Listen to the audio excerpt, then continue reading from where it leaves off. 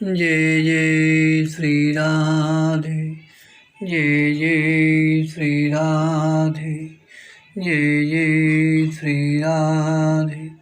भक्ति भक्ति भगवंत गुरु चतुर्नाम उपपुएक, इनके पदबंधन की नाशे विघ्न अनेक। आज के सत्संग में श्रीमद् भगवद गीता के 9वें अध्याय के 29वें श्लोक पर चर्चा करेंगे। समोहम सर्वभूतेषु न मे द्वेषो अस्ति न प्रियः, ये भजन्ति तु मां भक्त्या मयि ते तेषु चाप्यहम्। यहाँ भगवान श्री कृष्ण अर्जुन से कह रहे हैं कि समोहम सर्वभूतेषु, मैं स्थावर जंगम आज संपूर्ण प्राणियों में व्यापक रूप से और कृपा दृष्टि से, संपूर्ण प्राणियों में व्यापक रूप से और कृपा दृष्टि से सम हूँ। तात्पर्य है मैं सब में समान रूप से व्यापक परिपूर्ण हूँ। मैं कहीं कम हूँ और कहीं अधिक हूँ, ऐसा नहीं। अर्थात चींटी छोटी होने से उसमें कम हूँ और हाथी बड़ा होने से उसमें अधिक हूँ, या अंत्यज में कम हूँ और ब्राह्मण में अधिक हूँ, ऐसी बात नहीं है। या जो मेरे प्रतिकूल चलते हैं उनमें मैं कम हूँ और जो मेरे अनुकूल चलते हैं उनमें मैं अधिक हूँ, यह बात है नहीं। कारण कि सबके सब प्राणी मेरे अंश हैं, मेरे स्वरूप हैं। मेरे स्वरूप होने से वे मेरे से कभी अलग नहीं हो सकते और मैं भी उनसे कभी अलग नहीं हो सकता। इसलिए मैं सब में समान हूँ, मेरा कहीं कोई पक्षपात नहीं है। इसका तात्पर्य यह हुआ कि प्राणियों में जन्म से, कर्म से, परिस्थिति से, घटना से, संयोग वियोग आदि से अनेक तरह से विषमता होने पर भी हे अर्जुन, मैं सर्वदा सर्वदा सब में समान रीत से व्यापक हूँ, कहीं कम और कहीं ज़्यादा नहीं हूँ। न द्वेष्यस्ति न मे द्वेष्यो अस्ति न प्रिय। पहले भगवान ने कहा कि मैं संपूर्ण प्राणियों में समान हूँ। अब उसी का विवेचन करते हुए कहते हैं कि कोई भी प्राणी मेरे राग द्वेष का विषय नहीं है। तात्पर्य है कि मेरे से विमुख होकर कोई प्राणी शास्त्री, यज्ञ, दान आदि कितने ही शुभ कर्म करे तो भी वह मेरे राग का विषय नहीं है। दूसरा, शास्त्र निषिद्ध अन्याय, अत्याचार आदि कितने ही अशुभ कर्म करे तो भी वह मेरे द्वेष का विषय नहीं है। कारण कि मैं संपूर्ण प्राणियों में समान रीति से व्याप्त हूँ, सब पर मेरी समान रीति से कृपा है। सब प्राणी मेरे अंश होने से मेरे को समान रीति से प्यारे हैं। हाँ, यह बात जरूर है कि जो सकाम भाव पूर्वक शुभ कर्म करेगा वह ऊंची नीची गति में जाएगा, जो अशुभ कर्म करेगा वह नीची गति में अर्थात नरकों में जाएगा। परंतु ये दोनों पुण्यात्मा और पापात्मा होने पर भी मेरे राग द्वेष के विषय नहीं है। देखो, भगवान श्री कृष्ण कहते हैं कि मेरे रचे हुए पृथ्वी, जल, अग्नि, वायु और आकाश, ये भौतिक पदार्थ भी प्राणियों के अच्छे बुरे आचरणों तथा भावों को लेकर उनको रहने का स्थान देने में, उनकी प्यास बुझाने में, उनको प्रकाश देने में, उनको चलने फिरने के लिए अवकाश देने में राग द्वेष पूर्वक विषमता नहीं करते, प्रत्युत सबको समान रीति से देते हैं। फिर प्राणी अपने अच्छे बुरे आचरण को लेकर मेरे राग द्वेष के विषय कैसे बन सकते हैं? कारण कि वे साक्षात मेरे ही अंश हैं, मेरे ही स्वरूप हैं।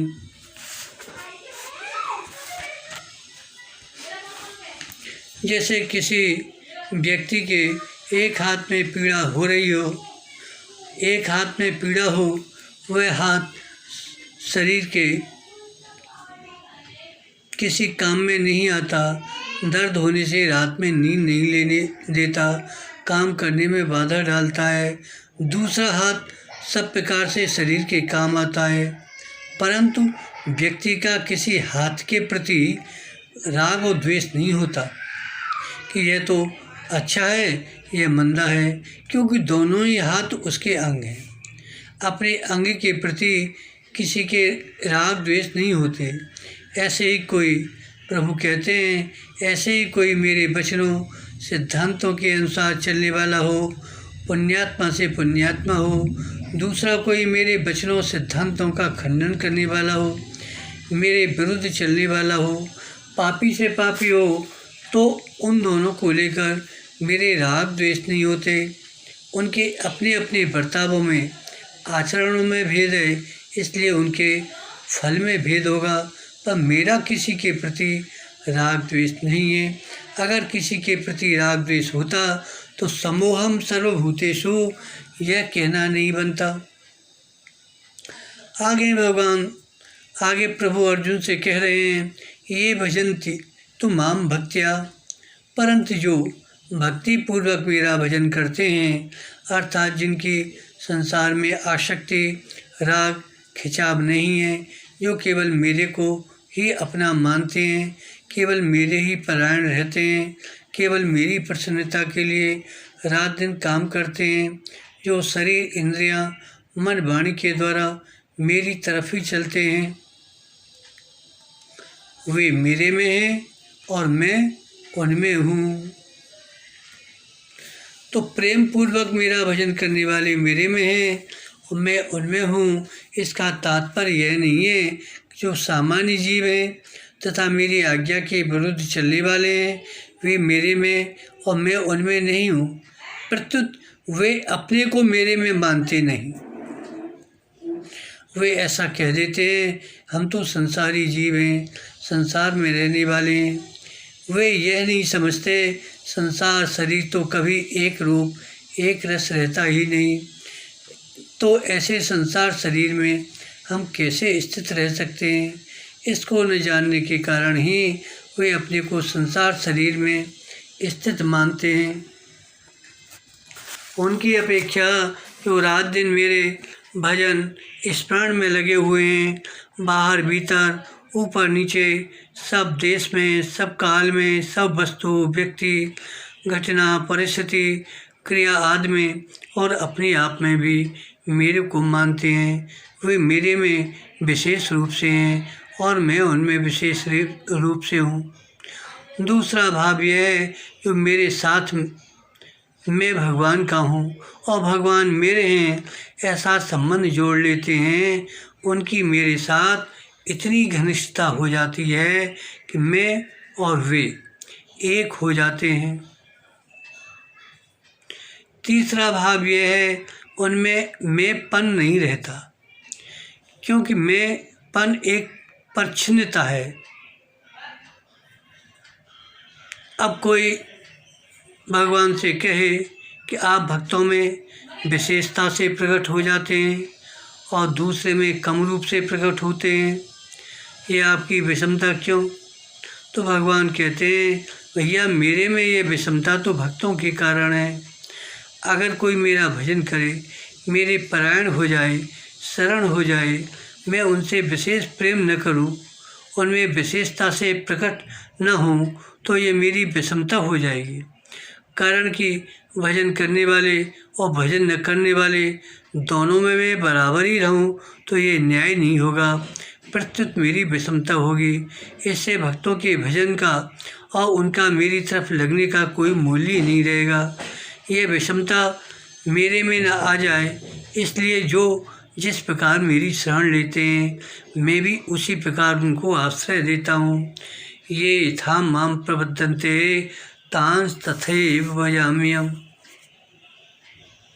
जैसे कोई पुत्र अच्छा काम करता है तो सुपुत्र कहलाता है, और खराब काम करता है तो कुपुत्र कहलाता है। यह सुपुत्र और कुपुत्र का भेद तो उसके आचरणों के कारण हुआ। माँ बाप के पुत्र भाव में कोई फर्क नहीं है। गाय के थनों में चींचड़ रहते हैं, प्रत्युत चींचड़ों की अपनी बनाई हुई है।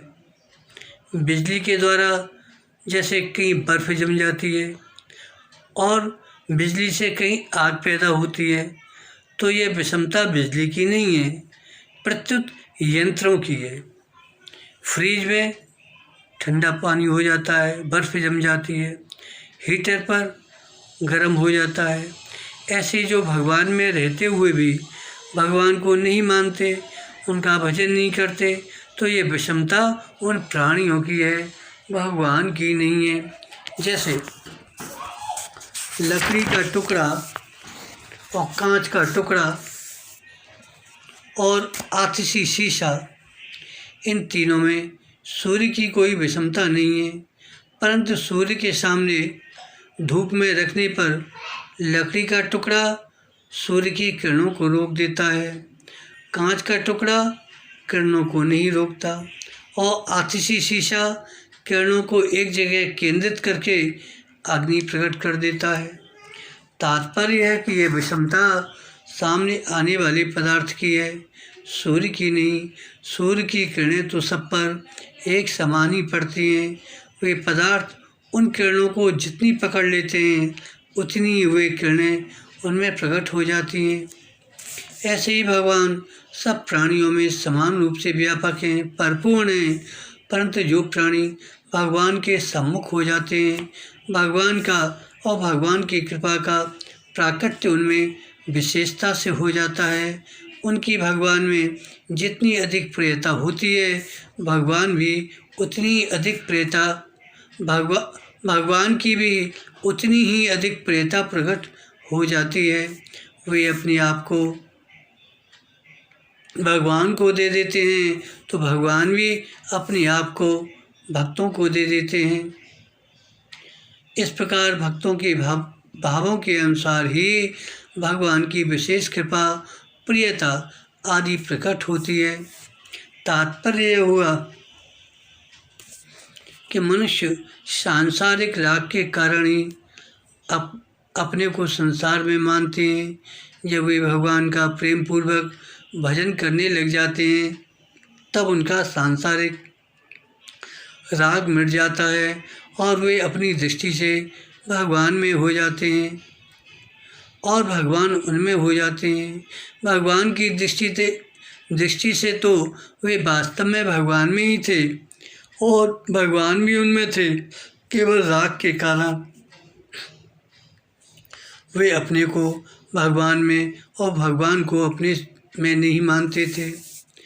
तो यहाँ भगवान ने यहाँ ये भजन थी पदों में ये सर्वनाम पद दिया है, कहा है, जिसका तात्पर्य है कि मनुष्य किसी भी देश के हों, किसी भी भेष में हों, किसी भी अवस्था के हों, किसी भी संप्रदाय के हों, किसी भी वर्ण के हों, किसी भी आश्रम के हों, कैसे ही योग्यता वाले हों, वे अगर भक्तिपूर्वक मेरा भजन करते हैं तो वे मेरे हैं, तो वे मेरे में और मैं उनमें हूँ।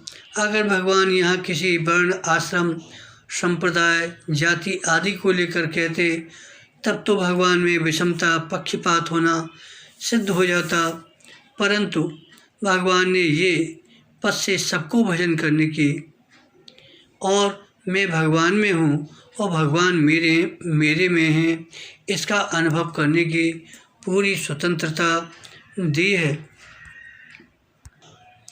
भगवान की दृष्टि में भगवान के सिवाय दूसरा कोई है ही नहीं, फिर उनके द्वेष और प्रेम का विषय दूसरा कैसे हो सकता है। जीव ही शुभ अशुभ कर्म और उनके फल से राग द्वेष करके संसार में बंध जाता है और राग द्वेष का त्याग करके मुक्त हो जाता है।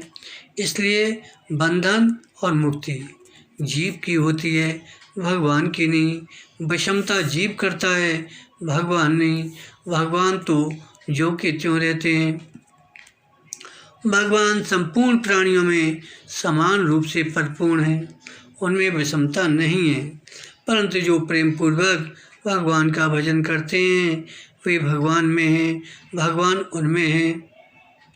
तात्पर्य है, जैसे पृथ्वी में जल सब जगह रहता है पर कुएं में वह विशेष प्रकट रहता है, ऐसे ही भगवान संसार मात्र में परिपूर्ण होते हुए भी भक्तों में विशेष प्रकट होते हैं। भक्तों में ये विलक्षणता प्रेम पूर्वक भगवान का भजन करने से भगवत कृपा से आई है। जैसे गाय के शरीर में रहने वाला घी गाय के काम नहीं आता, प्रत्युत उसके दूध से निकला हुआ घी ही उसके काम आता है। ऐसे ही संसार में परिपूर्ण होने मात्र से भगवान के द्वारा लोगों के पाप नहीं करते, प्रत्युत जो भगवान के सम्मुख होते हैं, प्रेम पूर्वक भजन करते हैं, उनके ही पाप करते हैं। सामान्य प्राणी भगवान के अंतर्गत होते हुए भी भगवान को नहीं देखते, पर भक्त सब जगह भगवान को देखते हैं। भक्त भगवान से प्रेम करते हैं और भगवान भक्त से प्रेम करते हैं। बोलो भक्त भगवान की जय। जय जय श्री राधे, जय जय श्री राधे।